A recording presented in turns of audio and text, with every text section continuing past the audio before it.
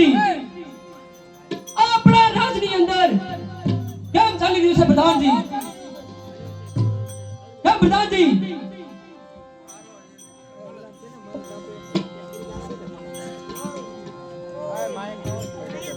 કેમ પ્રધાનજી?